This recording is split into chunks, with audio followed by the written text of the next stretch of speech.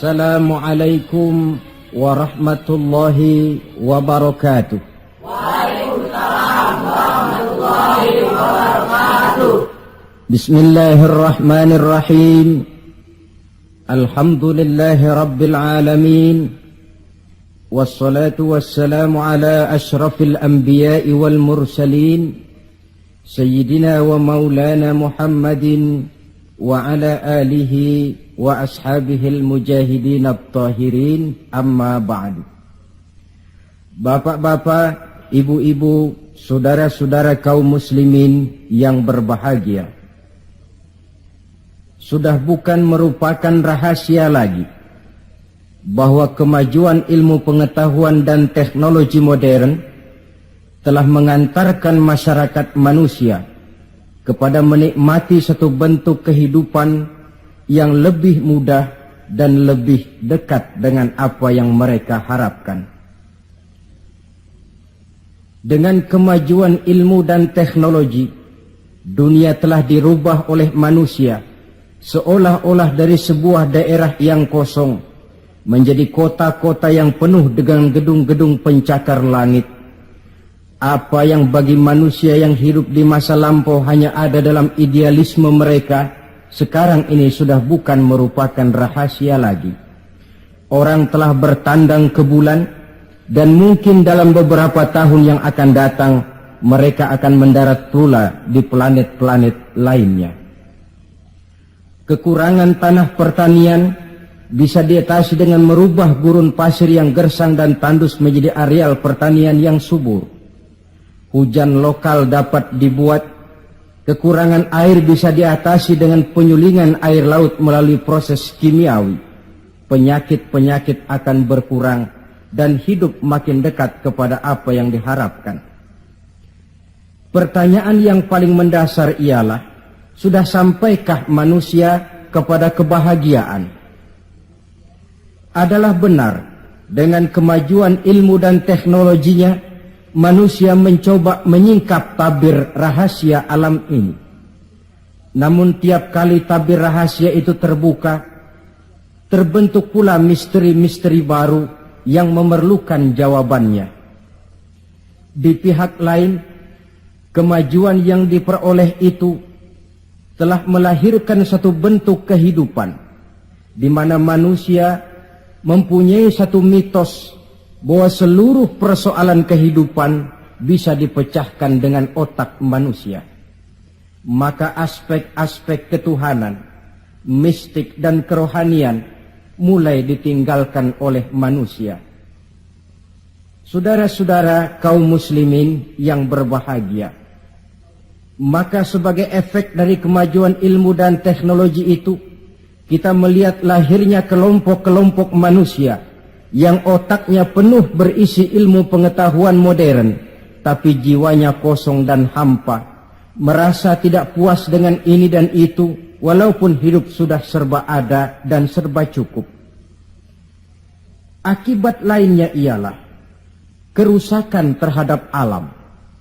Kita maklum, manusia memulai orientasinya dengan tunduk kepada alam. Pada proses selanjutnya, manusia mulai mengadakan adaptasi, penyesuaian diri dengan alam.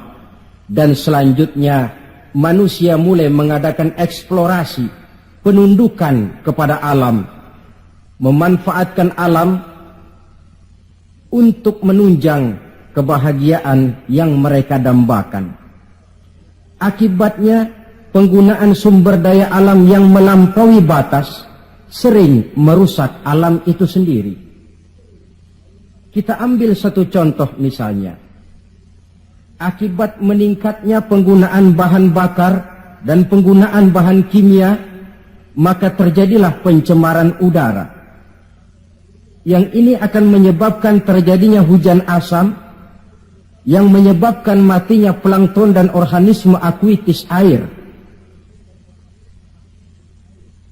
Di sisi lain kita melihat akibat percobaan-percobaan nuklir misalnya, yaitu rusaknya lapisan ozon di atmosfer yang akan menghilangkan perlindungan makhluk hidup terhadap sinar ultraviolet dari matahari, yang pada gilirannya ini akan menaikkan frekuensi daripada penyakit kanker.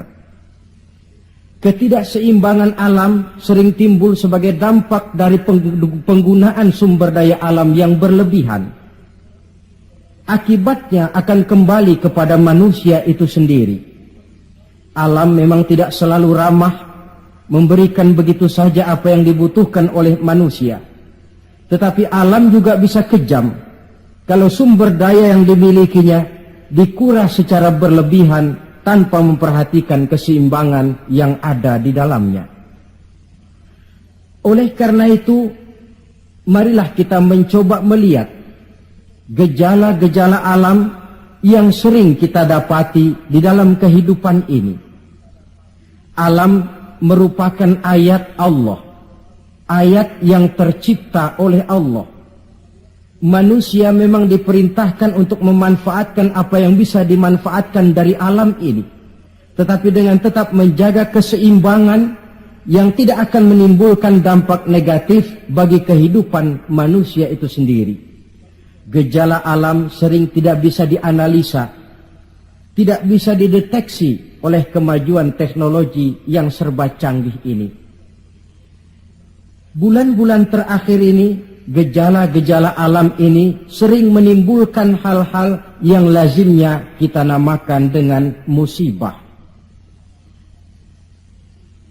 Gempa bumi di Tarutung yang belum selesai itu diatasi, menyusul dengan tanah longsor di Padang Panjang. Belum selesai tanah longsor diatasi orang, Bengkulu dihantam banjir, puluhan jiwa hanyut tanpa nyawa. Belum lagi bencana alam ini selesai, kebakaran pun timbul di mana-mana. Gejala apa semua ini? Ilmuwan mungkin akan menjawab, oh, kalau terjadi gempa bumi itu gejala alamiah, biasa proses pergeseran kulit bumi. Kalau ada tanah longsor, oh itu karena memang karakter tanahnya yang labil. Salah manusia kenapa tinggal di situ. Mungkin merupakan gejala alamiah, kata para ilmuwan. Mungkin proses pergeseran kulit bumi, kata ahli geologi. Mungkin karakter tanahnya yang memang labil, kata orang yang ahli tanah. Mungkin karena alam sudah bosan bersahabat dengan manusia, kata Ebit. Kalau tidak percaya, silahkan tanya kepada rumput yang bergoyang. Mungkin. Tetapi pada pertemuan kali ini, saya ingin mengajak kita semua untuk melihatnya dengan kacamata agama. Saya katakan tadi bahwa gejala alamiah sering tidak bisa dideteksi oleh ilmu dan teknologi modern. Berbagai macam analisa, berbagai macam kesimpulan diambil orang setelah terjadinya bencana. Sebelum terjadinya bencana tidak ada orang bicara soal itu. Sebelum Tarutung dilanda gempa, tidak ada orang cerita macam-macam. Sebelum Padang Panjang dihantam longsor, tidak ada analisa orang tentang karakter tanah yang labil. Setelah banjir terjadi, gempa melanda, topan bertiup, barulah analisa pun bermacam-macam. Maka pada kesempatan ini kita akan melihat gejala ini dengan kacamata agama. Menurut agama, apapun yang menimpa kita lazimnya dinamakan musibah. Musibah ialah ma asaban nasu min khairin aw syarrin. Apapun saja yang menimpa manusia, baik itu merupakan hal-hal yang positif ataupun yang negatif, itu dinamakan musibah. Sesuatu yang menimpa manusia.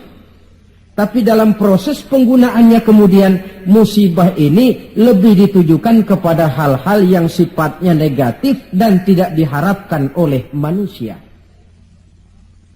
Saudara-saudara kaum muslimin, musibah yang datang menimpa manusia itu bisa merupakan 3 kemungkinan. Kemungkinan pertama sebagai ujian. Kemungkinan yang kedua merupakan teguran.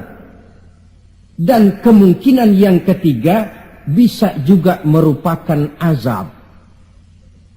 Jadi kalau datang musibah menimpa kita, hal pertama yang harus kita teliti, ini ujian atau teguran atau merupakan azab. Kalau musibah itu menimpa orang-orang yang beriman, petani yang rajin sujud tapi sawahnya dihantam wereng, peladang yang rajin beribadah tapi kebun jambunya dimakan ulat misalnya, itu merupakan ujian. Sebaliknya, seorang mukmin yang gemar melakukan dosa lalu mendapat musibah, itu merupakan teguran agar dia kembali ke jalan yang benar. Sedangkan kalau orang kafir yang mendapat musibah, itu merupakan azab pada kehidupan di dunia ini. Syukurlah kalau musibah yang menimpa kita merupakan ujian.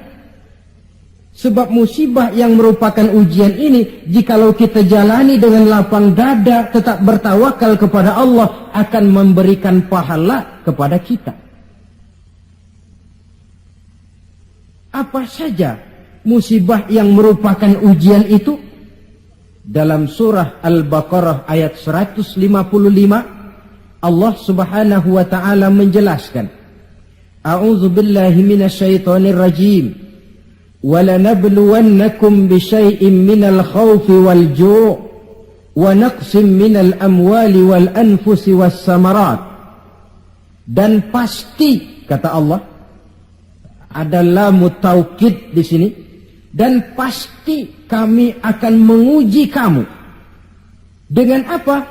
Bisyai'im minal khauf, dengan sebagian kecil dari rasa takut. Rasa takut yang tidak beralasan itu merupakan musibah.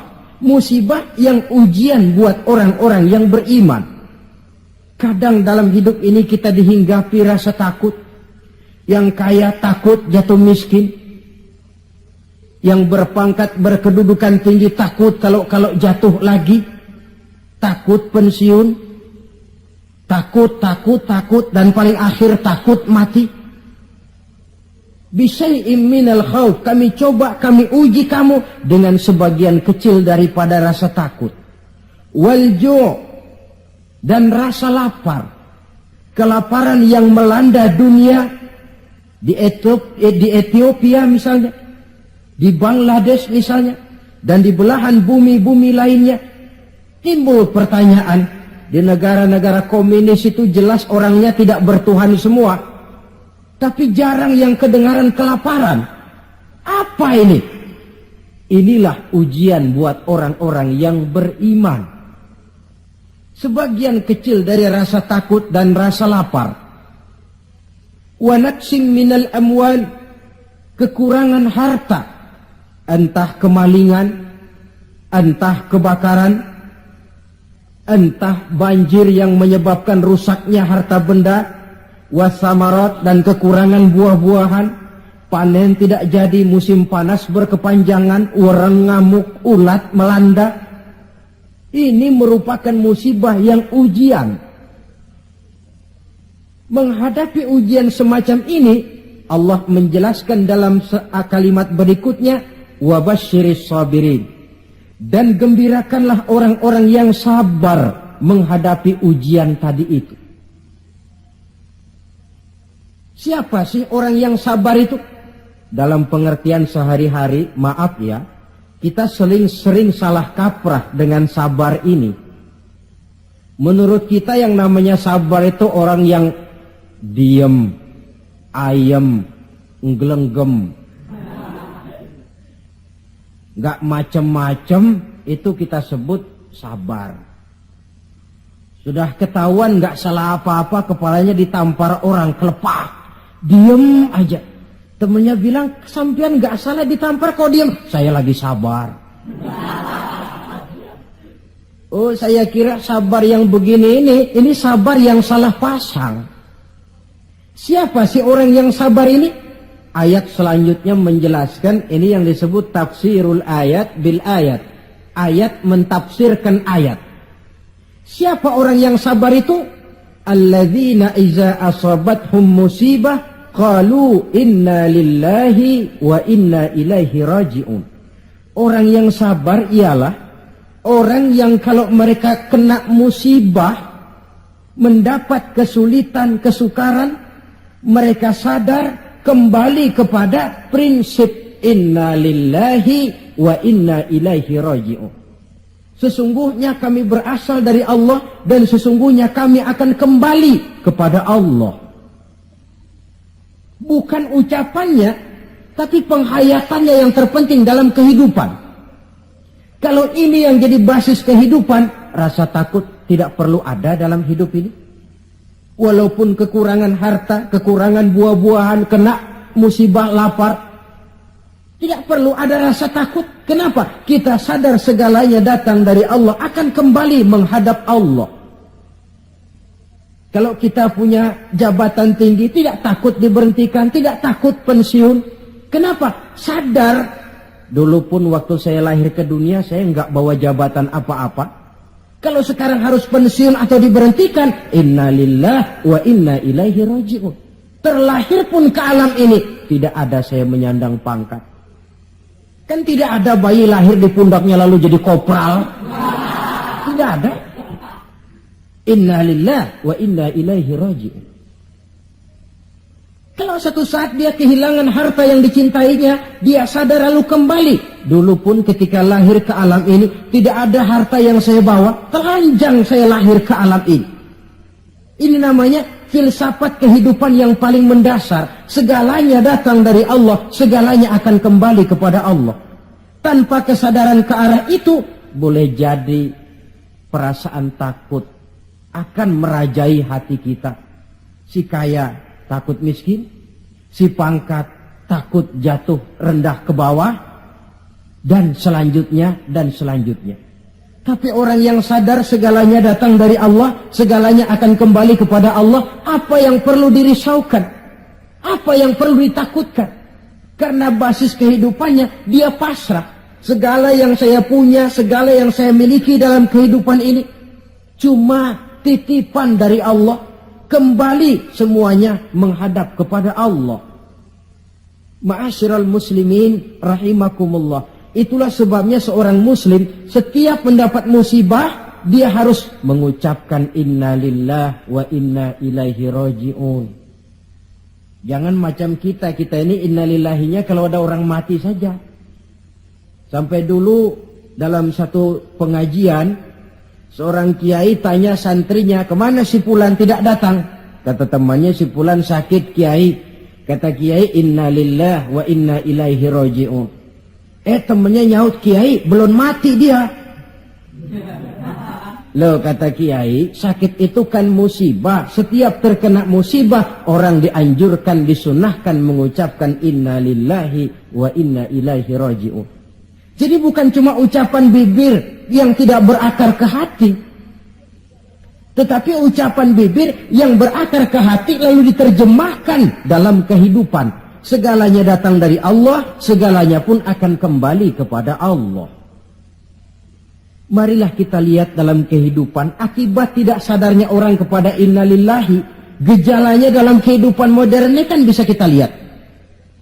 Berapa banyak orang-orang yang tadinya sudah adil, berjuang hendak menegakkan keadilan, tapi di tengah jalan dia bisa berbalik menjadi orang yang justru menginjak-injak keadilan.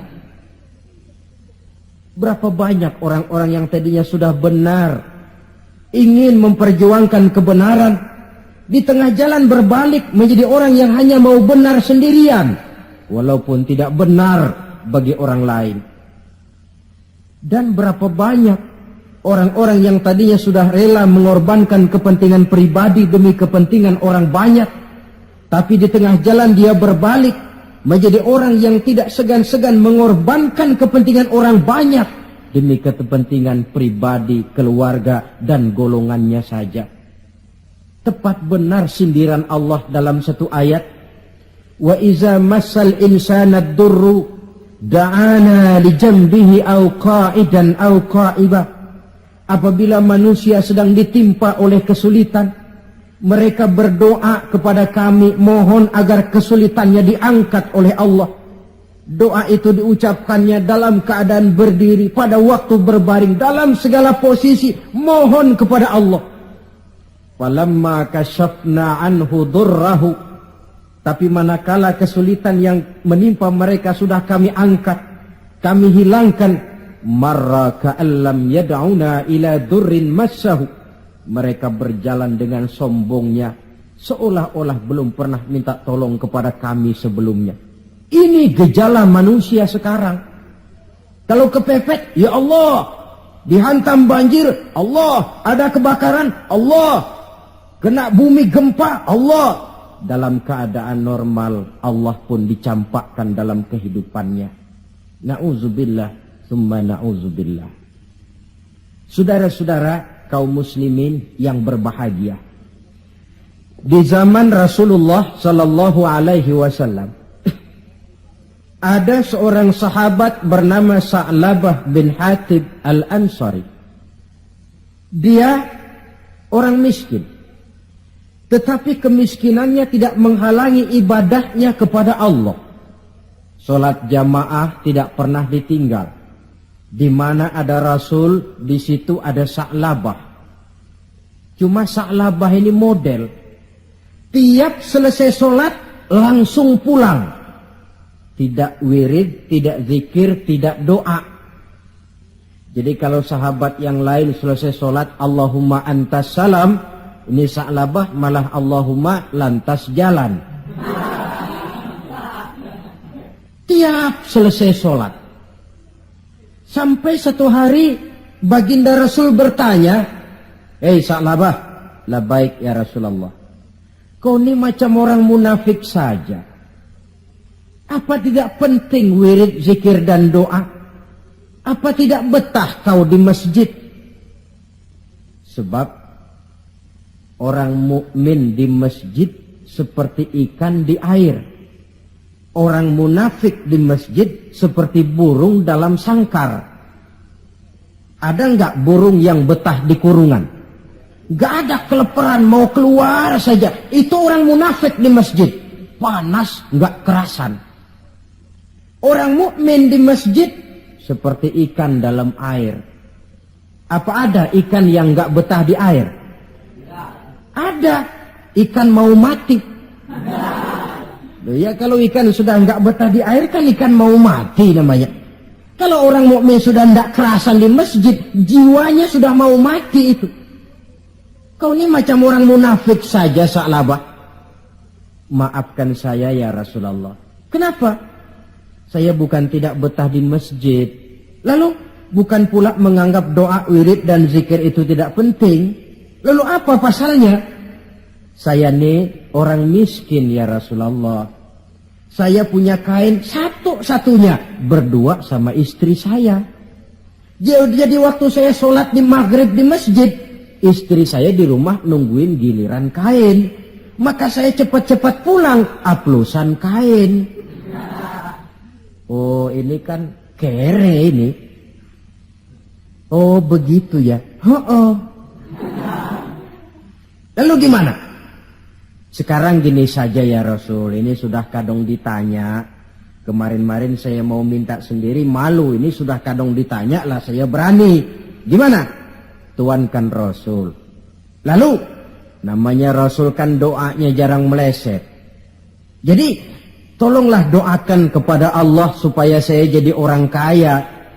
Kalau saya kaya ya Rasul, saya punya kain sendiri, istri punya kain sendiri, asyik saya ibadah, saya akan wirid, saya akan zikir, saya akan tenang di masjid. Biasa, omongan orang belum punya duit. Itu selalu begitu. Sa'labah, kata Rasul, labaik ya Rasulullah. Qalilun tuaddi syukrahu khairun min kasirin la tutiquhu. Sedikit kamu syukuri itu lebih baik daripada banyak tapi kau tidak kuat bawanya.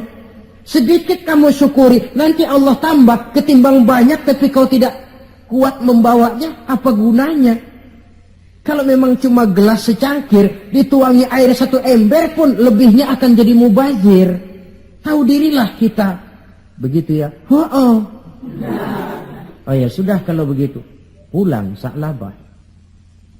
Besoknya bertemu lagi dengan Rasul. Bagaimana Sa'labah? Sudah ya Rasul. Sudah apa? Sudah saya pikir-pikir. Lalu? Ya syukur sih syukur. Cuma saja kalau kain satu berdua rasa-rasanya repot juga awak nih nak bersyukur. Jadi bagaimana? Sudahlah ya Rasul, doakan saja saya jadi orang kaya lah. Sa'labah, saya ya Rasul. Kau ini kan orang Islam toh? Iya. Nah, orang Islam itu yang jadi contoh siapa? Tuhan ya Rasulullah. Betul? Betul. Kau lihat saya kaya enggak? Enggak. Kenapa minta kaya? Iya ya. Iya, pulang. 2 kali knock out.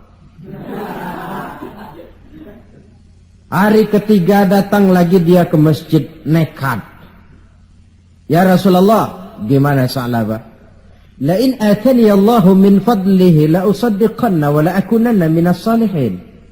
Kalau Allah memberikan rezeki kepada saya, kalau saya jadi orang kaya ya Rasul, pokoknya saya akan jadi orang soleh, tekun ibadah, wala a'ti kulladzi haqqin haqqah. Akan saya berikan tiap orang haknya. Pokoknya kalau saya kaya, sip dah. Omongan orang belum kaya memang begitu. Saudara-saudara, kata Rasul, Sa'labah yang benar. Benar. Yakin? Yakin. Janji ya? Janji. Mari saya baiat. Selesai baiat didoakan oleh baginda Rasul. Allahumma rzuq Sa'labah. Ya Allah berikan rezeki kepada Sa'labah. Selesai didoakan, Sa'labah dihadiahkan seekor kambing oleh baginda Rasul. Kambing perempuan, sedang hamil. Malah nggak ada suaminya lagi. Ya nggak apa-apa kambing. Saya ini cerita kambing. Kambingnya hamil nggak ada suaminya. Kambing. Yang orang jangan tersinggung loh. Saya ngomong kambing. Sa'labah, kau bawa pulang kambing ini. Kau pelihara. Mudah-mudahan membawa berkah. Baik ya Rasul. Dibawa pulangnya kambing itu, dirawatnya baik-baik.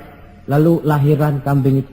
1 jadi 2. 2 jadi 3. 3 lahir lagi jadi 5. 5 jadi 7, 7 jadi 10, 10 jadi 15.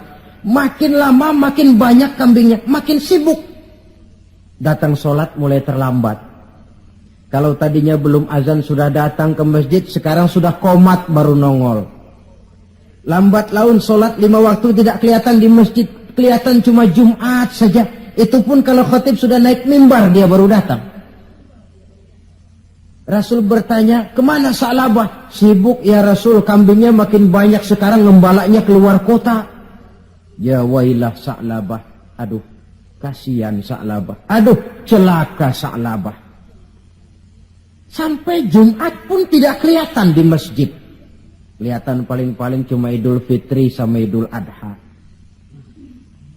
Sholat tahunan. Nah, kemudian sampai waktunya di mana umat Islam diwajibkan membayar zakat. Rasul mengutus utusan, datangi Sa'labah, minta zakatnya. Ketika didatangi ini, Sa'labah berkata, ma hadhihi illal jizyah. Ini jizyah. Saya tidak wajib zakat. 2 kali sampai 3 kali. Dia tidak mau bayar zakatnya. Kata Rasul, cukup. Jangan didatangi lagi.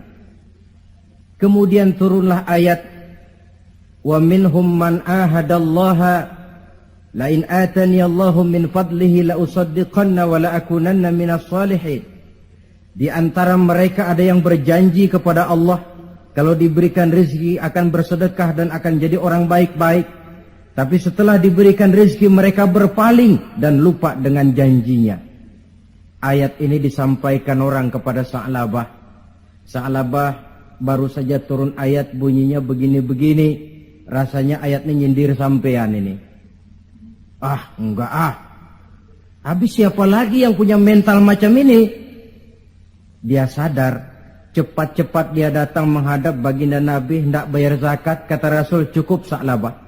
3 kali utusanku datang, kau tidak mau bayar, sekarang bawa pulang lagi. Sampai Rasul wafat. Akhirnya Sa'labah mengalami kebangkrutan di zaman Sayyidina Utsman bin Affan. Tengoklah riwayat Sa'labah ini. Ketika diuji dengan kemiskinan, dia lulus. Rajin ibadah, dekat dengan Rasul. Tapi ketika diuji dengan kekayaan, dia lupa diri dan jatuh menjadi orang yang bakhil.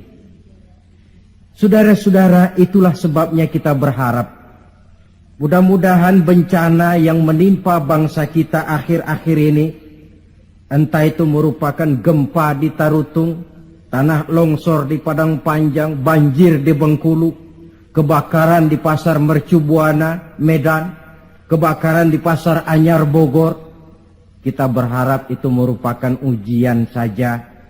Ujian yang harus kita terima dengan sikap mental inna lillah wa inna ilaihi raji'un. Segalanya datang dari Allah, kembali kepada Allah. Lalu apa manusia ini? La haula wa la quwata illa billahil aliyyil azim. Nah, ini musibah pertama. Musibah merupakan ujian. Yang kedua, ada musibah itu yang merupakan teguran dari Allah. Bukan ujian, tapi teguran. Wong namanya ditegur, tentu karena orang lalai, lupa diri, lengah, sehingga perlu ditegur. Dalam surah Ar-Rum ayat 41, Allah menjelaskan, Zaharul fasadu fil barri wal bahri bima kasabat aydin nas. Telah bertebaran kerusakan di daratan dan di lautan dari sebab ulah tangan-tangan manusia. Liyuziqahum ba'dallazi 'amilu la'allahum yarji'un. Agar Allah memberikan kepada mereka sebagian daripada balasan akibat ulah tangan mereka sendiri. Mudah-mudahan dengan balasan dan teguran-teguran ini mereka kembali sadar, ingat diri dan bertaubat kepada Allah Subhanahu wa ta'ala. Telah bertebaran kerusakan di daratan dan di lautan dari sebab ulah tingkah pola tangan manusia. Di awal tadi sudah saya coba jelaskan sepintas. Kemajuan ilmu dan teknologi modern ternyata tidak selamanya punya dampak positif. Juga dia punya dampak negatif yang berakibat kepada kehidupan manusia sendiri. Satu contoh misalnya. Sekarang ini kan orang mulai membuat apa yang disebut dengan rumah kaca. Kalau saudara berjalan melihat bangunan-bangunan tinggi, kan sudah ada yang seolah-olah semuanya ditutup dengan kaca. Memang di lain pihak akan mengurangi penggunaan sumber daya alam yang baku, tapi di lain pihak rumah kaca ini akan menaikkan suhu udara. Akibatnya permukaan air laut akan naik karena mengembangnya air laut. Dan jangka panjangnya melelehnya es di kutub. Akibatnya kota-kota yang berada di pantai-pantai yang rendah banyak mengalami erosi dan pencemaran air. Misalnya Jakarta, Bangkok, New York. Tahu New York? Pernah ke New York? Ke New York belum pernah? Sama.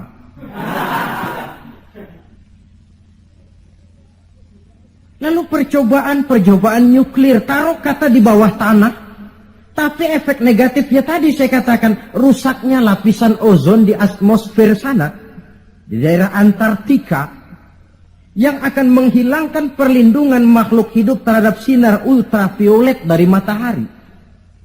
Akibatnya frekuensi penyakit kanker makin meningkat. Keperluan akan bahan bakar menyebabkan manusia menebangi hutan semrawut. Erosi timbul, banjir melanda. Di lain pihak gurun Sahara makin meluas. Sedangkan dunia, bumi yang kita tinggali ini bukan satu wujud yang tanpa batas. Bertebaran kerusakan di daratan dan di lautan akibat ulah tangan-tangan manusia sendiri. Kemajuan ilmu dan teknologi modern yang mengabaikan proses keseimbangan alam. Sunnatullah kata kita orang beragama. Hukum alam kata orang sekuler. Natural of law katanya, bahasa kerennya. Akibatnya manusia sendiri yang merasakannya. Maka musibah-musibah yang datang ini teguran. Manusia, jangan terlalu mengeruk sumber daya alam. Hai manusia, sadar bahwa kemampuanmu terbatas. Hai manusia, ilmu dan teknologi itu merupakan sedikit sekali dari ilmunya Allah.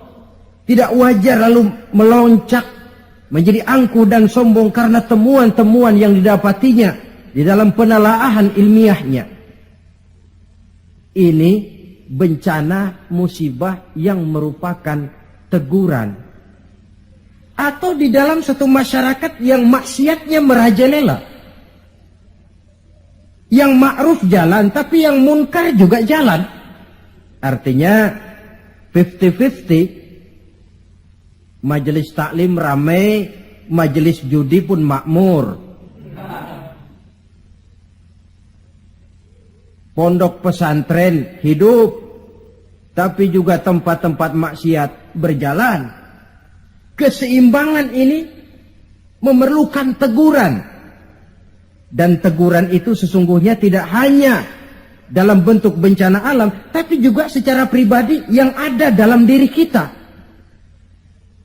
Kalau kulit mulai keriput, teguran itu, awas kereta mau berangkat.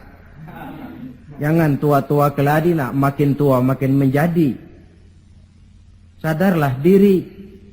Kalau uban sudah bertabur, kalau pandangan sudah lamur, kalau pendengaran sudah kabur, kalau makan pun cuma kuat makan bubur, tandalah tuh sudah dekat ke lubang. Awas kereta mau berangkat. Teguran yang datang menimpa diri dalam bentuk yang luas yang merupakan bencana alam, musibah dan sebagainya. Ini bentuk yang kedua. Bencana merupakan teguran. Bentuk yang ketiga, ada bencana itu, musibah itu yang merupakan azab dari Allah. Dalam surah Ali Imran ayat 112 Allah subhanahu wa ta'ala menjelaskan, Duribat alaihimu zillatu aynama thukifu. Dimanapun mereka berada, mereka akan ditimpa oleh kehinaan. Illa bihablim minallah wa hablim minan nas. Kecuali mereka yang teguh berpegang dengan tali Allah, agama ini, wa hablim minan nas, dan tali hidup bermasyarakat. Waba'u bighadabim minallah, mereka akan mendapat murka dari Allah. Waduribat alaihimul maskana, juga ditimpakan kehinaan dan kerendahan kepada mereka. Apa penyebabnya? Dzalika biannahum kanu yakfuruna biayatillah wa yaqtuluna al-anbiya'a bighairi haqq. Dzalika bima 'asaw wa kanu ya'tadun. Ada 4 penyebabnya menurut Ali Imran ayat 112 ini. Kenapa ditimpakan kehinaan, kerendahan? Lahir di tengah negara Katulistiwa, bagaikan jamrut mutiara, daerahnya subur makmur, hijau ranau, gemah ripah loh jenawi. Tapi kadang-kadang tertimpa kelaparan, tertimpa ketakutan. Apa penyebabnya? 4 penyebab utama. Pertama, yakfuruna bi ayatillah. Mereka ingkar dengan ayat-ayat Allah. Baik ayat yang terucap oleh Allah yang kita namakan wahyu, Al-Quran, atau ayat yang tercipta oleh Allah, alam ini. Mereka ingkar, mereka ambil manfaat dari alam, mereka kuras alam, tapi mereka tidak pernah syukur kepada Sang Pencipta alam. Kalau bahasa kasarnya kira-kira Tuhan kan jengkel. Bumi gue aja lu manfaatin gue nya, lu gak mau sembah. Ingkar, kafir kepada ayat Allah. Itu yang mendatangkan musibah. Dijelaskan dalam An-Nahl 112. Wa daraballahu mathalan qaryatan kanat aminatan mutmainnah. Allah memberikan satu contoh tentang kampung, kota, negara yang aman, tenang, tentram, damai. Ya'tiha rizquha ragadan min kulli makan. Rizkinya datang dari arah manapun saja. Apa saja ditanam tumbuh menghasilkan buah yang bermanfaat. Air mengalir dengan jernih, sawah terhampar luas hijau menguning, rempah-rempahnya tidak terkira lagi. Fakafarat bi an'umillah, tapi penduduknya ingkar kepada nikmat Allah. Apa yang terjadi? Fa'azaqahallahu libasal ju'i wal khauf bima kanu yasna'un. Akibatnya Allah hantam mereka dengan kelaparan dan ketakutan dari sebab ulah mereka sendiri. Jadi musibah yang merupakan azab itu datang, penyebab pertamanya orang kufur kepada ayat-ayat Allah. Baik yang terucap oleh Allah, yaitu wahyu, atau kufur kepada ayat yang tercipta oleh Allah, yakni alam yang terbentang ini. Penyebab yang kedua, wa yaqtuluna al-anbiya'a bighairi haqq. Mereka membunuh para nabi tanpa alasan yang benar. Membunuh nabi. Loh Pak, zaman sekarang kan nggak ada nabi, bagaimana kita mau membunuh nabi? Memang zaman kita tidak membunuh nabi secara fisik karena nabinya tidak ada. Tapi menginjak-injak ajarannya, meletakkan ajarannya di bawah rasio, itu kan sudah membunuh nabi. Buat apa kita agungkan namanya kalau kita injak ajarannya? Buat apa kita sebut dan kita sanjung dia kalau kita belakangi perintahnya? Membelakangi para nabi. Itu sudah pembunuhan kepada para nabi, pembunuhan gaya modern zaman kita sekarang ini. Oh, Muhammad itu manusia biasa.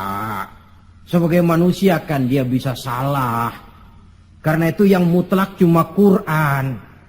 Hadis, sunnah itu bikinan Nabi saja, itu kan sejarah. Jadi sumber agama cuma Quran. Muncullah orang-orang yang ingkar sunnah. Itu kan juga membunuh Nabi. Wa yaqtulunal anbiya'a bighairi haqq. Sebab yang kedua. Adapun sebab yang ketiga, dzalika bima asaw, perbuatan maksiat yang merajalela, dikerjakan terang-terangan. Agama memerintah amar ma'ruf nahi munkar kan, tapi yang dia kerjakan amar munkar nahi ma'ruf. Tebulak. Apa? Terbalik. Amar munkar nahi ma'ruf. Yang munkar malah dianjurkan, yang ma'ruf yang baik-baik malah dicegah. Yang munkar dianjurkan, bahkan diberikan iming-iming akan mendapat hadiah sekian ratus juta, akan ini akan itu. Yang munkar diiming-iming, yang ma'ruf malah dihalang-halangi. Pengajian sulit, dakwah kadang-kadang mengalami posisi yang tidak diharapkan. Akibatnya ya prinsip yang terbalik, namanya amar munkar nahi ma'ruf. Yang munkar diperintah, yang ma'ruf malah dicegah. Akibatnya perbuatan munkar dikerjakan berterang-terangan. Malah belum lama ada orang yang mengusulkan supaya pemerintah membuka judi secara resmilah untuk menutup judi yang ngumpet-ngumpet ini. Kalau resmi nanti bisa dikontrol katanya. Inna lillahi wa inna ilaihi raji'un. Yang sudah diputuskan untuk dilarang, dianjurkan supaya dibuka lagi. Dibuka, ditutup saja, ditutup dan dilarang saja, yang ngumpet-ngumpet masih banyak. Apatah lagi kalau dibuka berterang-terangan. Judi kronis, mabuk jadi kebanggaan, perbuatan zina sudah cerita harian. Malah yang aneh bin ajaib kadang-kadang terjadi sedarah sendiri. Ada bapak melalap anak kandungnya, ada anak kandung tidur sama ibunya. Kalau tidur biasa wajar, ini tidur-tidur. Allahu Akbar. Perbuatan maksiat yang merajalela mengundang azab.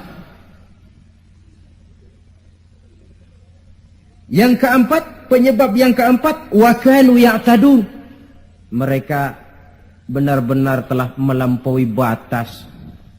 Yang kaya melampaui batas, menumpuk kekayaannya. Beli gunung, beli laut, beli langit kalau bisa. Ya'tadun, perbuatan yang melampaui batas. Nah, yang kita khawatir, kalau musibah yang menimpa ini merupakan azab, tinggal kita introspeksi dan mawas diri saja. Saya mendapat kesulitan, musibah ini kira-kira ujian, teguran, atau azab. Kalau musibah menimpa orang kafir, azab. Kalau dia menimpa orang baik-baik, ujian. Kalau dia menimpa orang baik yang berbuat dosa, teguran.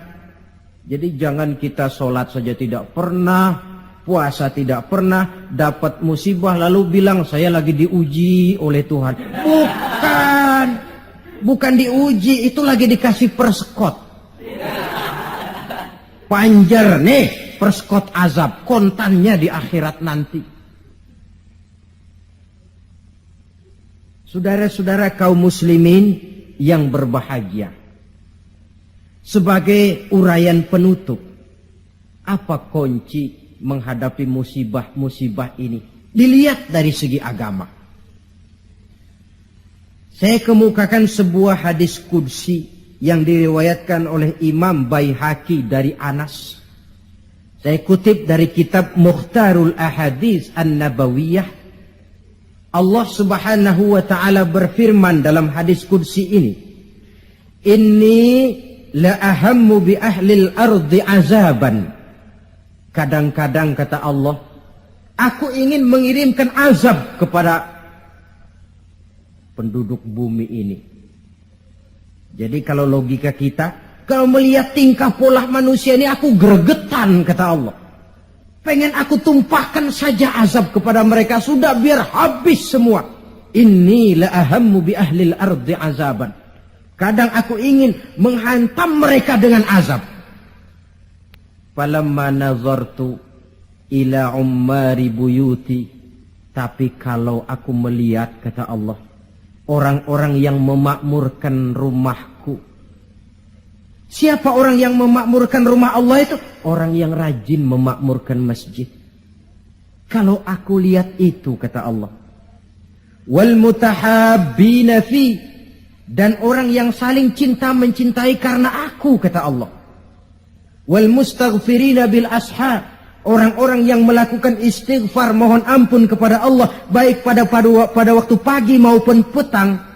Surifat saraftu azabi anhum, aku angkat azabku dari mereka. Jadi rupanya ini yang meredam murka Allah itu.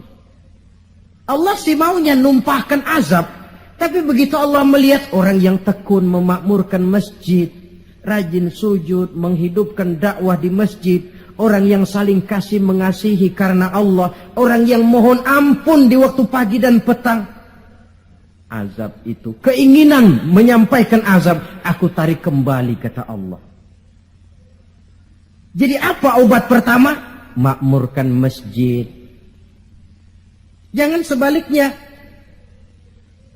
Kalau orang sudah lebih penuh ke gedung bioskop daripada ke masjid,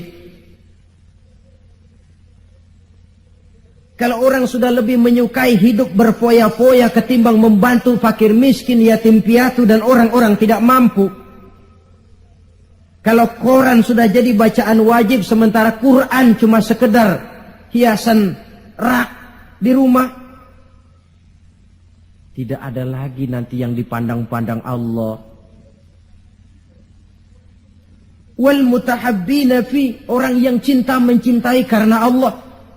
Wal mustaghfirina bil ashar, orang yang memohon ampun pada waktu siang dan malam, sore dan pagi.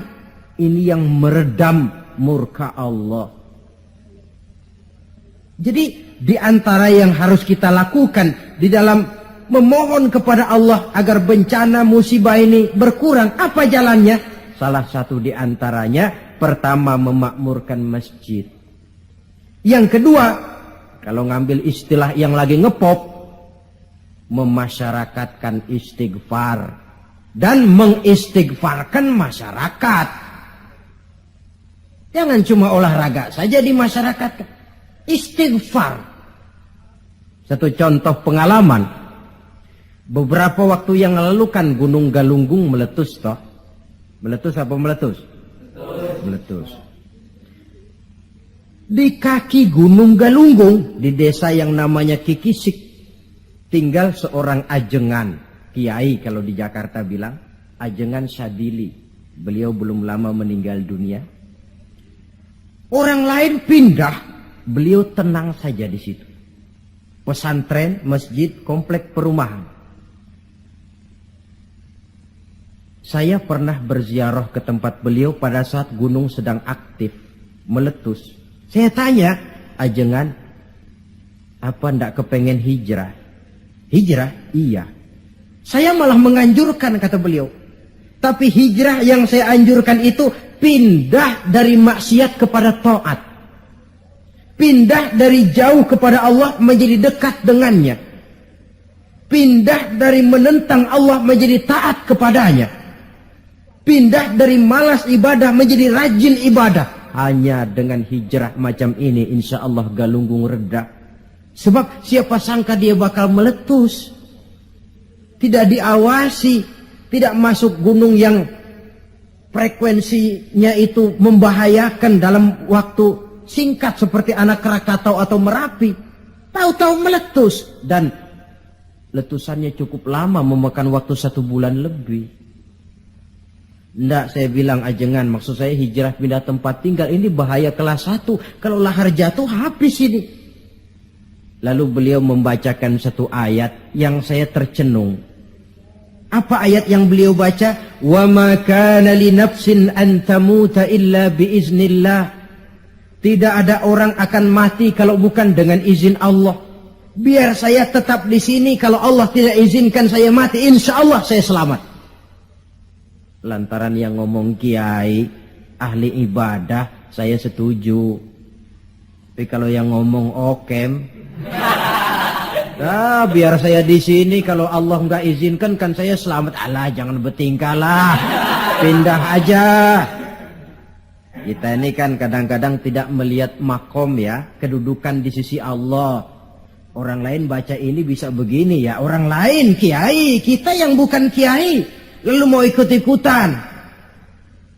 Nabi Ibrahim masuk ke api. Lalu ada ayat, ya narukuni bardan wassalaman ala Ibrahim. Hei api dingin, kamu selamatkan Ibrahim. Nabi Ibrahim, ya selamat. Api dingin.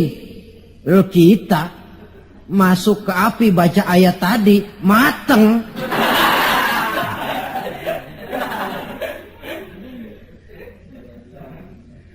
Dan memang lahar yang jatuh itu menyingkir. Rumah Pak Kiai itu dilewati saja oleh lahar, tidak masuk ke dalamnya. Ya Allah, saya teringat hadis qudsi ini. Orang yang tekun memakmurkan masjid, orang yang kasih mengasihi karena Allah, orang yang beristighfar di waktu pagi dan petang, di kala siang dan malam, di tengah maksiat melanda kehidupan, di kala orang lupa diri dan lupa daratan, hancur di meja judi, hanyut dalam botol-botol minuman keras, terlena di tempat-tempat pelacuran, dinina bobokkan oleh korupsi dan penyalahgunaan jabatan dan wewenang. dan segala macam perbuatan-perbuatan yang melampaui batas. Mereka yang tekun memakmurkan masjid, kasih mengasihi karena Allah, melaksanakan istighfar. Mereka ini yang meredam murka Allah. Disadari atau tidak, kita hutang jasa kepada mereka ini. Kalau tidak lantaran mereka, habis sudah digulung bumi ini. Ini menurut janji Allah dalam hadis qudsi. Karena analisa yang kita pegang ini analisa agama.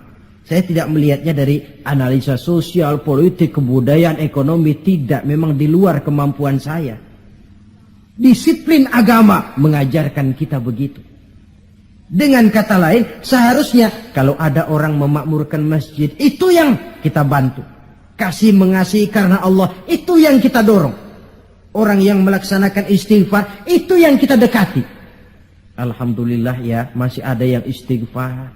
Alhamdulillah ya, masih ada yang memakmurkan masjid. Jangan, alah orang gaek lah, orang tua kertu kerjanya cuma megang-megang tasbih saja. Apa sih bisanya? Cuma istighfar saja. Istighfar ini yang meredam murka Allah. Alah, kerjanya main di masjid mulu, taklim khutbah. Apa itu? Ini yang meredam murkanya Allah. Bahkan dalam hadis lain, laula suyukhun rukka wa bahaimun rutta. Kalau tidak karena orang tua yang rajin sujud, kalau tidak karena binatang melata yang mencari makan, kalau tidak karena bayi yang menyusui, la sabba alaihim azaban sabba. Akan aku timpakan azab kepada mereka sehebat-hebatnya. Bayi yang masih menyusui, yang masih bersih dari segala dosa, yang masih punya masa depan. Orang-orang tua yang rajin sujud kepada Allah. Ini peredam murkanya Allah.